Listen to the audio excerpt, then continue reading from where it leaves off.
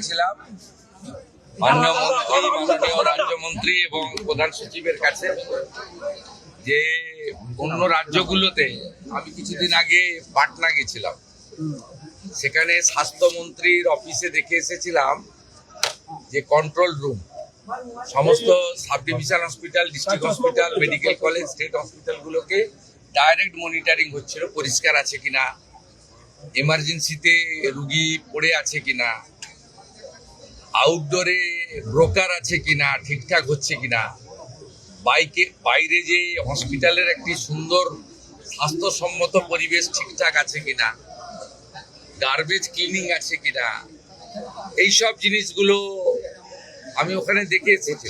আমি মাননীয় রাজ্যমন্ত্রী এবং প্রধান সচিবকে বলেছিলাম যে এখানে একটা এরকম বানান, এরা পুরোটা এখনো রেডি হয়নি, ইট উইল টেক টাইম, আরো 1 মাস লাগবে। আজকে 15-16টা স্টেট হসপিটাল এবং পাশাপাশি জেলার 2-1টা হসপিটালে ওরা করেছেন। আমি কিছু সাজেশন দিয়ে গেছি, মাননীয় মন্ত্রী নোট করেছেন, প্রধান সচিব নোট করেছেন। আমি এটাকে 30শে জুলাইয়ের মধ্যে বলেছি সাব ডিভিশন লেভেলে নামিয়ে দিতে এবং কিচেন পর্যন্ত মনিটরিং করতে, বাইরে পার্কিং এবং যেখানে আমাদের ফেয়ার প্রাইস সব রয়েছে, আগামী দিনে জনঔষধি কেন্দ্র হবে, সেই জায়গাগুলো ঠিকঠাক করে দেখতে। ওয়ার্ডের ভিতরে কিছু রেস্ট্রিকশন রয়েছে হেলথ গাইডলাইনে, রুগীদের দেখানো যায় না, কিন্তু মেঝেটে যে পরিষ্কার আছে কিনা দেখানো, বা আমাদের এমার্জেন্সিতে কোনো রুগী পড়ে আছে কিনা, একটা হসপিটালের যে পরিবেশ এবং যে পরিষেবা, এই দুটো ঠিকঠাক করার জন্যই একটা মনিটরিং দরকার আছে। এটা তারা করতে পারবেন। আমি ইনিশিয়ালি স্টেট হসপিটালগুলোতে যেটা দেখেছি, আমার পরিচ্ছন্নতা দেখে ভালো লেগেছে এবং আউটডোরগুলোতে একটা সিস্টেমে ডিসিপ্লিন ওয়েতে কিউ মেনটেন করে যেভাবে এন্ট্রি হচ্ছে বা তাদের চিকিৎসা হচ্ছে, এটাও ইনিশিয়ালি ভালো লেগেছে। এবং এটা আপনাদের জেনে রাখা দরকার, এটা মাননীয় মুখ্যমন্ত্রী বা মন্ত্রীদ্বয়ের সাডেন ভিজিট ছিল। আমি 9:45-এ ইচ্ছা প্রকাশ করেছি, যেহেতু আমি কাছেই থাকি এখানে চিনার পার্কে, আমাকে নবান্ন যাওয়ার পথে আমি 9:45-এ জানিয়েছি, 11:05 এসেছি। আমি এনাদের কিছু ইনপুট দিয়েছি, কিছু ওনারা আমাকে ইনিশিয়ালি দেখিয়েছেন, গ্র্যাজুয়ালি ইমপ্রুভ করবে এবং পরিবেশটাও বদলে যাবে এই বিশ্বাস আমি রাখি। অফিসাররা, আধিকারিকরা দে আর ফুললি কম্পিটেন্ট, ইন্টেলিজেন্ট, ডাইনামিক। তাদের কাজ করার জন্য গাইড করা দরকার, নেসেসারি ফান্ড অ্যারেঞ্জমেন্ট করে দেওয়া দরকার, আর এনকারেজ করা দরকার। করবেন ওরা, আমার বিশ্বাস। কাজের যে মুক্ত পরিবেশ তারা পেয়েছে, চাপ মুক্ত হয়ে কাজ করছেন, আমাদের ইচ্ছাটা তারা বুঝতে পারছেন, ঠিকঠাক সব হয়ে যাবে, এটা আমার বিশ্বাস।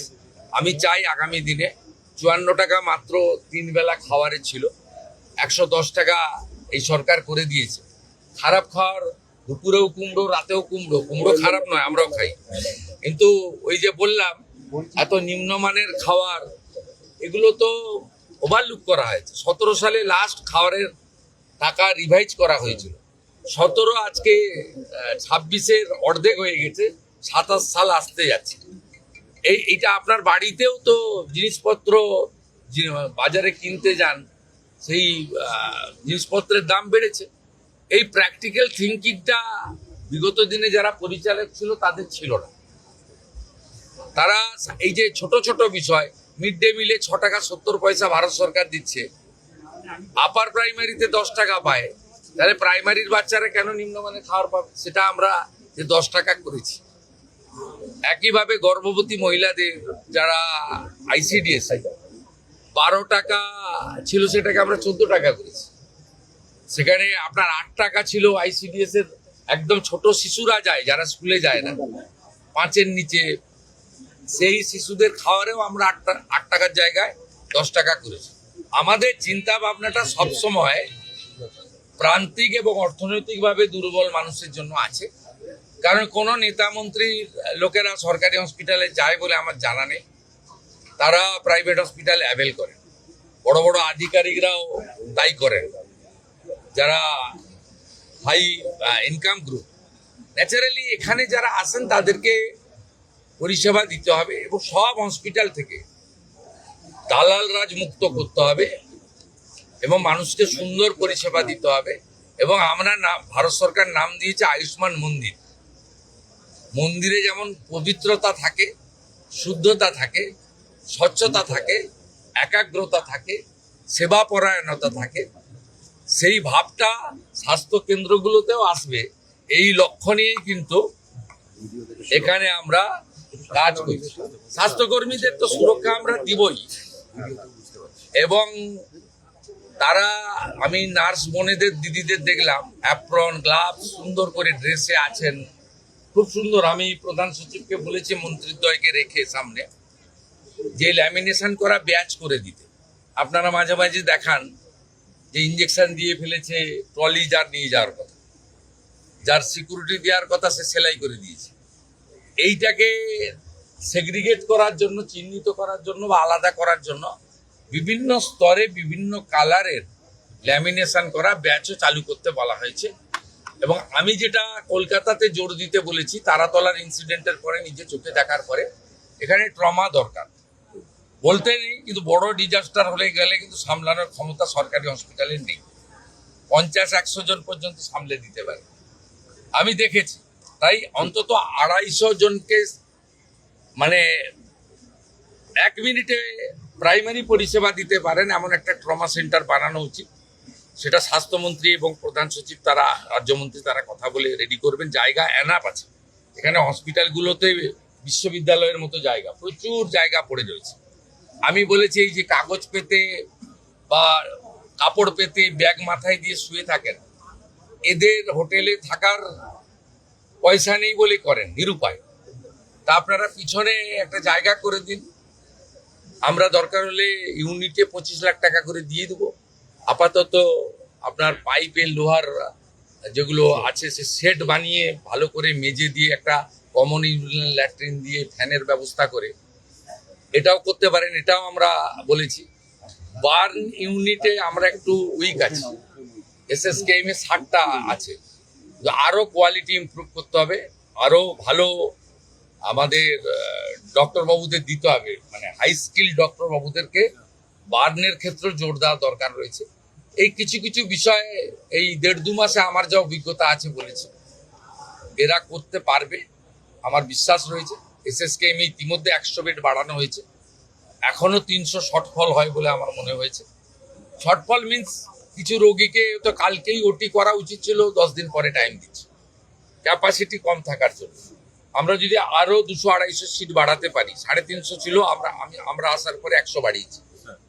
250 সিট পুজোর আগেই আরো বাড়ানোর ব্যবস্থা আমরা করছি। আইসিইউতে মাত্র 112 করে আছে, এটাও অন্তত 200 হওয়া উচিত। তাহলে আইসিইউ নিয়ে মানে ওজোর আপত্তি, অনুরোধ, বাধ্য হয়ে প্রাইভেট হসপিটালে যাওয়া, এটাও কমবে। এই অনেকগুলো আপনার ওই কন্ট্রোল রুমটা নিয়ে যাচ্ছে। এই কন্ট্রোল রুমটাকে লাইভ মনিটর এই জন্য করা হয়েছে যাতে কোনো দালাল, যাকে আজকে সকালে ওখানে দেখা গেছে, কাল সকালে দেখতে না পাওয়া যায়। এটা একটা বড় উদ্দেশ্য, কিন্তু ব্রোকারদের হাঁটানো। রুগী কখনো 2 দিন পর পর যাবে না ব্লাড টেস্ট করতে, রুগী কখনো আলট্রাসোনোগ্রাফি করতে পরপর 2 দিন যাবে না। তাহলে চিহ্নিত হয়ে যাবে একটা লোক যে সোমবার সকালেও দাঁড়িয়ে আছে, মঙ্গলবারও দাঁড়িয়ে আছে, বুধবারও দাঁড়িয়ে গেছে।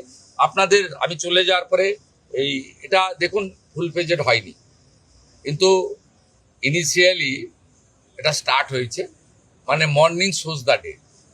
আমি বলবো যে সুপ্রভাত ভালো হবে। প্রাইভেট হাসপাতালে হেলথ মিনিস্টার বলেছিলেন যে একটা সিট রিজার্ভ রাখতে হবে, বেড রিজার্ভ রাখতে হবে, যেটা যারা দুর্বল মানুষ তাদের জন্য সংরক্ষণ। আপনাকে ক্ষেত্রে বলি শুনুন, ডাক্তারবাবু তখনও জয়েন করেননি ক্যাবিনেটে। আমি একটা মিটিং করেছিলাম এসএসকেএম এ, সেখানে প্রধান সচিব সহ সকলকে আমি বলেছিলাম যে আমার জানা আছে, আমি দীর্ঘদিন ধরে এখানকার ল মেকার, পাবলিক রিপ্রেজেন্টেটিভ, আমার জানা আছে যারা বিগত সরকারের কাছ থেকে, মানে বিগত 15 বছর সরকার কোনো হসপিটাল প্রাইভেট করেনি, তার আগে যারা সরকার করেছেন বিধানচন্দ্র রায়ের সময় থেকে জ্যোতিবাবুর সময় পর্যন্ত যে জায়গা সরকার দিয়েছে, কেনা জায়গায় কিন্তু এগ্রিমেন্ট নেই, যে জায়গা সরকার দিয়েছে 1 টাকাতে, সেই টাকাতে পরিষ্কার লেখা ছিল যে 15% বেড তারা ফ্রিতে গরিব মানুষকে দেবে, কিন্তু এটা মেনটেন হতো না। আমি ইচ্ছা প্রকাশ করার পরে মাননীয় মন্ত্রী পরে যোগদান করেন ক্যাবিনেটে, হেলথ ডিপার্টমেন্টে, এবং মাননীয় রাষ্ট্রমন্ত্রী তারা আধিকারিকদের নিয়ে প্রাইভেট হসপিটালকে নিয়ে বসে 10% রাজি করিয়েছেন। তারা আপনি যে হসপিটালের মালিক জমি কিনে করেছেন তার কাছে গিয়ে মানবিক কারণে দাবি করতে পারেন, কিন্তু অধিকার নয়। আপনার যাদের সরকারি জমিতে যাদের প্রাইভেট হসপিটাল তৈরি হয়েছে, দে আর বাউন্ড।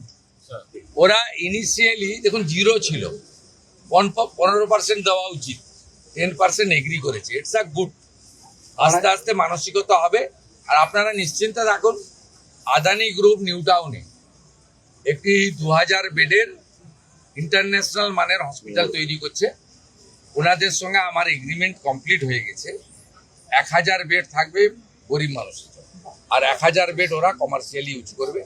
এবং আমার বিশ্বাস আগামী কয়েক মাসের মধ্যে ভূমি পূজন করে আমরা এই কাজ শুরু করে দিতে পারবো। স্যার, সেবাশ্রয় নিয়ে অপরিসীম দুর্নীতির অভিযোগ, পুলিশ যে ধরনের তথ্য সহযোগিতা চাইবে, হেলথ ডিপার্টমেন্ট সেটা করতে বাধ্য। এবং এক্ষেত্রে হেলথের কিছু গাইডলাইন রয়েছে, সে গাইডলাইন মেনে করবে। এটা আমাদের কাজ নয়। ইনভেস্টিগেশন পুলিশ করছে। আর প্রধান সচিবকে আমি সামনে বলে যাচ্ছি, 2 মন্ত্রীর সামনে, যে ধরনের তথ্য তারা চাইবে কেউ লোকাবে না, সমস্ত তথ্য প্রপারলি ফটোকপি তাদের দিয়ে দেবে। তা খুব পরিষ্কার রয়েছে, অ্যাক্ট অনুযায়ী কাজ হবে।